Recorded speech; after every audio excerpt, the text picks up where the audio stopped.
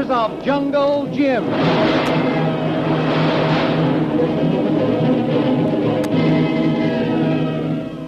The Adventures of Jungle Jim, broadcast weekly over this station, are based upon the action pictures which appear in the Comic Weekly, the full-color comic supplement which is delivered to you every week with your Hearst Sunday newspaper. For months, shipping along the coast of Borneo has been subjected to sporadic attacks by pirates, who made off with their loot after sinking the ships of their victims, and despite all efforts, succeeded in evading the authorities. Then Jungle Jim was called into the picture. He went to work in the picturesque manner for which he was so famous. Today, less than 30 days after Jim took over the assignment, the pirate ring is smashed, and Jim is waiting in his hotel to inform the owners of the shipping lines how he accomplished the feat that had defied all others. Shanghai Lil is talking with him. Maybe I shouldn't be here when Wong and Krantz come. Why not, Lil? You're responsible for catching Brand as much as I am, and you deserve it. You know what I want for my reward? No. I want you to come down off your high horse and give me one good, old-fashioned, sentimental kiss. I'm a woman, Jim. You shall have that, Lil, when this whole affair is settled. I was afraid of that. Well, I'd better step out now anyway. Wong has never quite believed I was working against Brand when I left with him for the jungle hideout. Don't you worry. I know, and... Oh, that's probably Wong and Krantz downstairs now. Hello? Hello? Who? It's the airport. The radio engineer calling me. That's funny. Hello? Yes, this is Jim Bradley. Yes? Yes? Really? What'd he say? Well, did he give any hint? Oh, I see. Was there any reply? Oh, of course, I'd forgotten that. Well, keep tuned to that frequency and let me know. That's important. Now, you're sure he said Smithers? Okay. Well, thanks a lot. Now, keep on that frequency, won't you? I'll send someone over right away. Thanks. Goodbye. What's that? It looks bad, Lil. What the? Well, who was it? What happened? That was the radio engineer from the airport. He said he accidentally overheard a call coming through from someplace. Someone trying to contact Brandt's secret radio transmitter here in Singapore. But that's been closed down. Yeah, they dismantled it. There wasn't any answer, but someone was calling. And signed off as Smithers. There was a transmitter in the jungle camp. But you left Smithers and Lefty tied up like a couple Well, it might have been someone else using Smithers' name. Why should Smithers call? He knows we have Brandt. Well, he may have hoped Brandt got loose. And if it was Smithers, it at least means he's loose. But Kolu. Oh, it was too much to ask for, Lil. The natives themselves may have turned on Kolu and... That's bad. Listen, Lil. You get to the airport as quick as you can. Yeah? Maybe it would be possible to answer the call if it comes through again. Tell them you and Brandt overpowered me. I get it. Okay. We got to find out what happened to Kolu. That British man of war should have gotten there before now. An hour too late will mean the whole job's ruined. Now, look. We won't say anything to Wong or Krantz about it until we know more. I'll get you the news the second there is any. Oh, thanks. Well, that must be Wong and Krantz now. You slip out the other door. And remember, I'm waiting for news. I'll get it, too. Don't worry. So long. Well, let's put the noose slant on things. Oh, how do you do, gentlemen? Well, Come right in. Come right in. thank you. We are more than happy to see you again, Mr. Bradley. Yeah, it was a big surprise and a very good one. We had give you up for dead. Oh, sit down. Sit down. I'll tell you all about it. Yeah, right here. You was on the right track going after Brand, all right. I was sure of it from the first, Mr. Krantz. Smoke, gentlemen? Oh, thank you. No. Yeah, I take one, please. When Kolu and I heard that the pirates were after the SS Manchu, we decided to make for shore in a small boat, hoping that the pirates would spare the ship and take after us. You escaped death by leaving? We learned that later. The pirates thanked the Manchu and thought they got rid of us. But where did they go? There was not a trace. The government reported they had melted into thin air. Well, look, I'll show you. I made a map of that part of the Borneo jungle, so you can see just how they worked it. Here is their jungle hideout. Now, see? Yeah, right. This hideout bordered a jungle lake, fed by a system of swamps surrounded by dense jungle. Yes, yes. They dredged one of these swampy waterways enough to accommodate small submarines. They could strike a ship on the Java Sea and then return to the base so quickly that they had the authorities completely dumbfounded. That showed it very clearly. Well, how are you finding out all this? When Kolu and I left the Manchu, we made for the Borneo coast. The natives of Borneo have always been unfriendly to white people. They're cannibals. Cannibals. That was where I would go back to sea. We almost did. It was a case of sharks in the water or cannibals on shore. Yeah, what a nice place to have a picnic. And we decided on the cannibals. And a funny thing happened. The chief's daughter took a liking to Kolu or me, and by promising that one of us would marry her, we persuaded the chief to help us find Brant's jungle camp. And by that time, Brant and your treacherous friend Lil had escaped from us here. You have Lil all wrong. She went with Brant to trap him, Wong. I hope you are not deceived in her. She was with you when you came back? I brought her back when I turned Brant over to the authorities. I hope you are not deceived, Mr. Bradley. Anyway, the natives led Kolu and me to Brant's camp.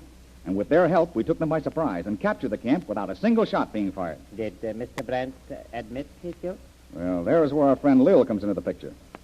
She had won his confidence and had all the evidence any court could ask for to prove beyond the shadow of a doubt that Brant is the ghost of the Java Seas. And that good-for-nothing Smithers? Was Brant's confederate in all the crimes. What do you know? He ran the submarine and the attack on the ships. He was the master of the jungle camp. We caught him, too. But he is not here. No, there wasn't room to bring them all on the plane, so we left Kolu to take charge of the camp and the prisoners. Yeah, and married a chief's daughter. That's funny. He says I'm the one. But I think he'll be able to talk the old boy out of it. We have been talking with Harvey Brant this morning, and it seems we're going to have a little trouble on one point. What's that one? The loot. Yeah, then old pirate says he has put the treasure away and he can't remember. You can't remember, huh? I talked with Lil about that, and she said she didn't know where he had hidden the gold and the other valuable cargoes he had pirated from the ships they had sunk. Miss Still does not know? No. And that may be more of a problem than we realize. We can convict Brant of being the ghost of the Java Seas, but that won't recover the money. And if I know Brant or Smithers, they won't do a lot of talking. And Miss Still doesn't know? No, Wong. I asked her.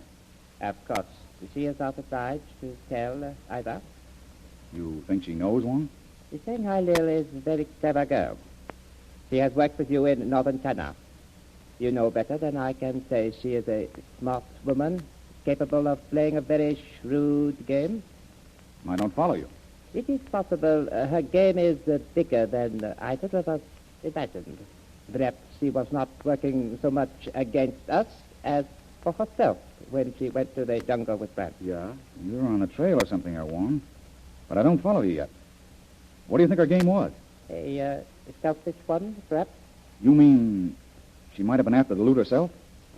This was getting too complicated for me. Should she tell you where the money is, if she knows? She's a smart girl. And she could put that over without any difficulty. Because she could wheedle out of Brant the location of the buried treasure, all right. She's clever enough. Do you doubt that she did? I believed her, Wong. And I'm going to go on believing her until I have reason to think differently. Oh, excuse me. Hello? This is Jim Bradley. Yes? What? Well, when? Well, why didn't you call me sooner? Okay, thanks. Well, Wong, maybe you were right. About what? Lil, I must tell you meant something. I wasn't going to mention it until I knew more. But apparently this mystery isn't solved after all. What? Don't tell me Brant has got away again. No, it's funny. What about Miss Lil? I told you we left Kolu in charge of the prisoners in the jungle camp. I was worried about him, but it seemed to be the only thing to do. Now, this afternoon, just before you men came here, Lil was here. We had a call from the radio engineer at the airport, and he told us he had interrupted someone calling Brant's old call letters and signing off Smithers. Smithers? Lil and I immediately feared the worst, that the natives had started trouble, that Smithers and Lefty were free, and just on the chance that Brant had escaped, were calling here. And what was it, really? I don't know. I'm afraid our guess was correct. But this call just a minute ago. And that only made things a bigger puzzle than ever. I sent Lil direct to the airport to keep in touch with the radio man. And if possible, to find out if it's really Smithers calling and how he got loose and what happened. And this call? It was from the radio engineer at the airport. He said Lil had been there, had listened for a while, then all of a sudden jumped up and ran out. What? Gone where? He doesn't know. I wouldn't think anything, only she promised to call me as soon as she had any news. And, well, she left there and didn't call me. And I thought I could trust her. She's a woman. Oh, I knew you would tell here. Lil, why didn't you call here? Call? They know, I told them. We were anxious about... Well, we wanted to know how Smithers got away. Oh. Well, did you hear anything? Sure. It's all okay. Kolu outsmarted them. Kolu? He recaptured them? You see, only Brant and Smithers knew where the loot was located. Smithers offered Kolu half if he'd let him go free. So in order to find out where it was buried, Kolu pretended to free Smithers. They dug up the money, and Kolu even let Smithers call here just to keep up the hoax. Then just when Smithers was ready to get away, Kolu called in the Marines from the British man of war. It had arrived earlier, but at Kolu's request, it kept out of sight until the loot was Oh, located. well, then we get back the money we've lost. Well, that looks like I misjudged you, Mr. DeVril. I'm very sorry. You didn't say anything. I was the one. Well, I couldn't understand why you hadn't called me, Lil. I said you were just a woman. And that's why I didn't call you, Jim. I'm just a woman, and now that everything is settled. Yeah, very good, Lil. Pardon me, gentlemen. Jungle Jim's a good old-fashioned sentimental reward to bestow. oh, he didn't learn that in the jungle.